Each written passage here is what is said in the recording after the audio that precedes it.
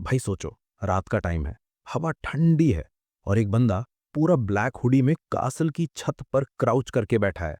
उसका mission clear है। जैसे ही सारे लाइट्स ऑफ होंगे वो अंदर जाएगा और अपने टारगेट को खत्म कर देगा। लेकिन तभी वो कुछ महसूस करता है। किसी की नज़र उस पर है। वो पलटता है और दूर एक टॉवर पर खड़ा है एक ब्लैक हेड लड़का जो उसे बिना ब्लिंक किए देख रहा है। भाई उस मोमेंट पे लिटरली गूज़बम्स आ जाते हैं। हुडेड बंदे को समझ आ जाता है कि ये कोई आम लड़का नहीं बल्कि वही लेजेंडरी साइलेंट असैसिन है। वो लड़का जिसके बारे में लोग कहते हैं कि वो हवा में गायब हो जाता है और उसकी स्पीड देखने वाले की आंखें फटी रह जाती हैं। अब हुडेड बंदे को समझ आ जाता है कि भागना बेकार है। अब तो बस फाइट ही करनी पड़ेगी। वो एंगल बदलता है और एकदम तेजी से शार्प एंड मेटल स्पाइक्स फेंकता है उस लड़के की तरफ। लेकिन भाई वो असैसिन तो एकदम लाइटनिंग की तरह मूव करता है। सारे स्पाइक्स डॉज करके वो सीधा उसकी तरफ दौड़ पड़ता है। दोनों की टक्कर होती है रूफटॉप पर। ब्लेड्स क्लैश करते हैं, हवा में स्पार्क्स उड़ते हैं। हुडिड बंदा डैगर से एक जोरदार वार करता है, लेकिन वो ब्लैक हेड लड़का अपनी डैगर से उसे ब्लॉक कर देता है, वो भी इतनी स्पीड से कि पलक झपकते ही मूव खत्म। अब दोनों के बीच एक डेडली डांस शुरू होता है। अटैक, ब्लॉक, पैरी। आखिरकार वो लड़का बड़ी आसानी से उसके हथियार छीन लेता है। लेकिन हुडेड हिटमैन भी हार मानने वालों में से नहीं है। वो फिर से स्पाइक्स फेंकता है। असैसिन उन सबको फिर से डॉज करता है, लेकिन ये मूव एक डिस्ट्रैक्शन था। हिटमैन स्ट्राइक करने की कोशिश करता है पर तब तक देर हो चुकी होती है। वो पहले ही उसके पीछे पहुंच चुका होता है। अब हुडेड बंदा थोड़ा घबरा जाता है क्योंकि उसे साफ दिख रहा है कि पावर डिफरेंस बहुत ज्यादा है। वो पूरी ताकत झोंक देता है, हर मूव, हर ट्रिक, यहां तक कि अपने सीक्रेट शू ब्लेड तक इस्तेमाल कर डालता है। लेकिन वो लड़का शांत रहता है, हर मूव को एफर्टलेसली ब्लॉक करता जाता है। फिर वो कामली उसकी आर्म में नाइफ घुसा देता है और उसके पैर तोड़ देता है, जैसे कोई प्रो फाइटर प्रैक्टिस कर रहा हो। हिटमैन जमीन पर गिरा पड़ा है, डिसबिलीफ में कि इतनी आसानी से। और तभी ऊपर से एक तलवार गिरती है। शूश, उसकी सफरिंग खत्म। अब असैसिन अंदर जाता है, कमरे में जहां उसका टारगेट बेखबर सो रहा है। वो अपनी ब्रीथिंग स्टेडी करता है, डैगर उठाता है और मिशन पूरा कर देता है।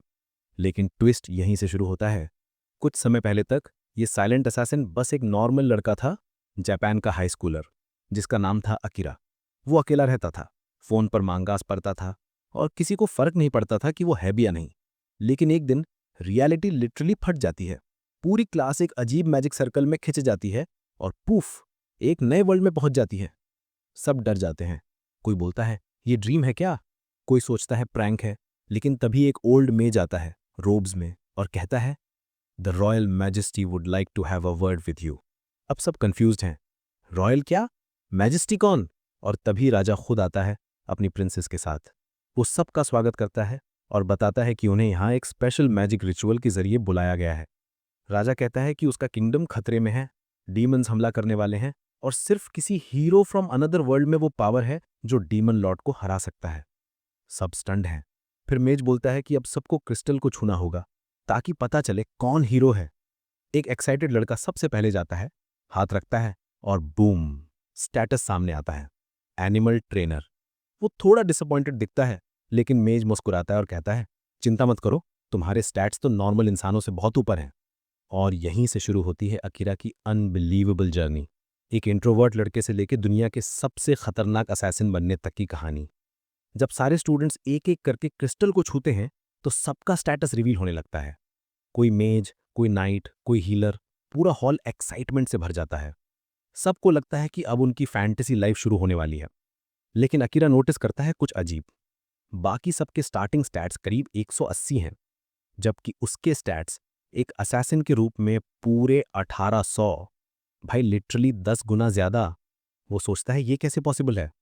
फिर अगला लड़का आगे बढ़ता है, नाम है सॉड्डो, जो वैसे भी क्लास का मोस्ट पॉपुलर बंदा है। जब वो क्रिस्टल को छूता है तो पूरा हॉल चमक उठता है और रिवील होता है हीरो। उसके स्टैट्स हैं 1000। ओल्ड मेज खुश होकर क्लैप करता है और अनाउंस करता है वाह, हीरो के स्टैट्स बाकी सबसे डबल हैं क्योंकि बाकी लोगों का मैक्स 500 तक सील्ड है। लेकिन अकीरा के स्टैट्स हीरो से भी ऑलमोस्ट डबल। अब तो क्लियरली कुछ गड़बड़ है। सबके चेहरे पर एक्साइटमेंट है, चीयर्स हैं, सॉड्डो द हीरो। वो लड़का जो हमेशा टेंशन में रहता था अब लिटरली दुनिया का सेवियर कहलाने वाला है। पर तभी अकीरा के एक क्लासमेट उसे पुश करता है, अरे अकीरा, तू भी दिखा ना अपने स्टैट्स। अकीरा अंदर से सोचता है भाई इन लोगों को कुछ भी नहीं पता इस दुनिया के बारे में, और मैं अगर अभी अपनी पावर दिखा दूं तो शायद खुद मुसीबत बुला लूं। तो वो शांत रहता है और प्रिटेंड करता है कि कुछ खास नहीं है। सबका स्टेटस रिवील हो चुका है, हीरो मिल गया है और मेज अनाउंस करता है, अब सबको उनके क्लास के हिसाब से वेपन्स और गियर दिए जाएंगे। फिर तुम सबको रात में रूम्स अलोकेट किए जाएंगे। रात में जब सब अपने रूम्स में लौट रहे होते हैं, अकीरा कुछ ऑब्जर्व करता है। दीवार पर एक हिडन कैमरा। वो इंस्टेंटली समझ जाता है कि ये लोग उन्हें मॉनिटर कर रहे हैं। सस्पिशियस, वो सोचता है। फिर वो अपनी special skill concealed presence activate करके क्वाइटली सर्विलेंस से बच निकलता है। रूम में पहुंच के वो थोड़ा रिलैक्स कहता है, बैल्कनी पर खड़ा होकर आसमान देखता है। तो मैं सच में किसी दूसरी दुनिया में आ गया हूं। वो कामली सोचता है कि अब उसे इन्फॉर्मेशन गैदर करनी होगी, क्योंकि क्लियरली कुछ बहुत गलत चल रहा है। वो बैल्कनी से एक जंप में दीवार पर चढ़ जाता है और कैसल की रूफटॉप तक पहुंच जाता है, जैसे किसी निंजा मूवी का हीरो हो। वो अपनी इनक्रेडिबल एजिलिटी देखकर खुद भी थोड़ा शॉक हो जाता है कि मैं ये सब कैसे कर पा रहा हूं। तभी उसे एक ओपन विंडो दिखती है। वो साइलेंटली अंदर जाता है और गेस व्हाट, वो है किंग का प्राइवेट वर्क चेंबर। अंदर किंग बैठा है प्रिंसेस के साथ और कह रहा है, क्या सब प्लान के मुताबिक चल रहा है?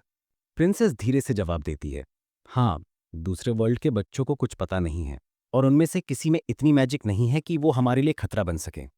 किंग सिर हिलाता है, ठीक है, उन पर नजर रखो। वो दोनों बात करते रहते हैं और अकीरा लिटरली उनके बगल में खड़ा है, इनविजिबल मोड में। वो सोचता है, अगर मैं चाहूं तो अभी इस राजा को खत्म कर सकता हूं, लेकिन फिर खुद को रोकता है। वो जानता है कि अभी वक्त नहीं आया। अगली सुबह ब्रेकफास्ट टेबल पर सब क्लासमेट्स बेफिक्र होकर बातें कर रहे होते हैं।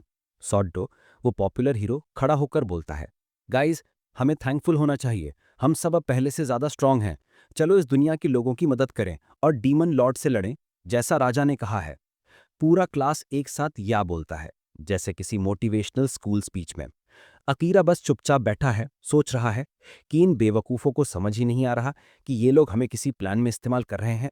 वो सोचता है कि जो कुछ उसने सुना है, क्या उसे सबको बताना चाहिए या अभी चुप रहना बेहतर है।